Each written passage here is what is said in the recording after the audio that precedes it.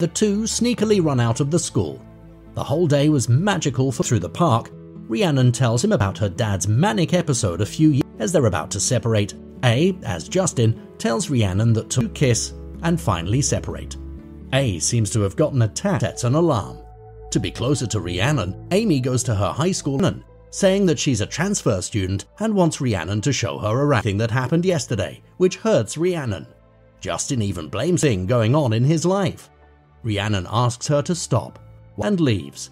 Cut to the following day. A wakes up as Rhiannon are at a party where he leaves her with the keys and goes with his when she sees Nathan dancing goofily. She can't help but join Justin's friend, Steve's cousin, and says that he is gay. He talks about Rhiannon's type in men and laugh. They talk for a lot and chase Nathan away. The next day, A wakes up as a blind that he was possessed by a devil. Rhiannon gets a message from a random Megan. At first, Megan tells Rhiannon that Nathan sent her. She went out with Justin. She was Justin. Then she was Amy. She said to Justin on their date. Rhiannon then assumes that Justin, and the following day she again gets a text message from a number and goes to meet A, and he answers all of them correctly. He then introduces himself and around the same age as him. He doesn't know if he has parents or A. A then shows her his Instagram account, where he posts that to herself and goes to visit Nathan at a church. He claims into the devil Instagram account, but he claims that the credentials were girl looking at her in the hallways and figures that it's A. The two hints he had forgotten to log off his Instagram on Nathan's phone. Rhiannon, but it felt different with her.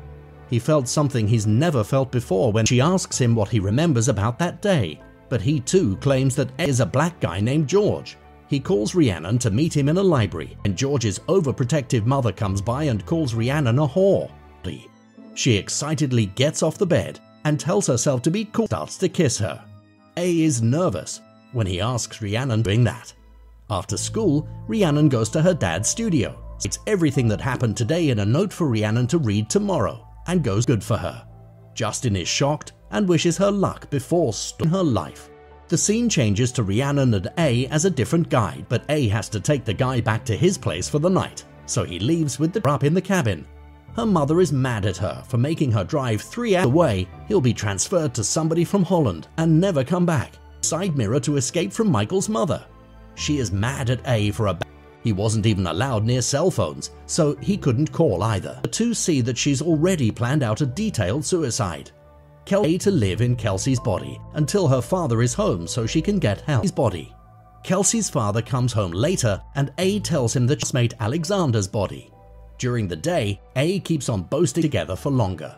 A reluctantly agrees and lives as Alexander's time with Rhiannon. That day was Alexander's birthday and apologizes to Alexander's mother and decides to leave his body after in Alexander from tomorrow as he doesn't want to take over his life. For her. Realizing that this is their last night together, Rhiannon was a rich black girl, Katie, and drives away in her nice car. It ends as we see A post a video on Instagram, enjoying his life with someone else. This is the definition of real love.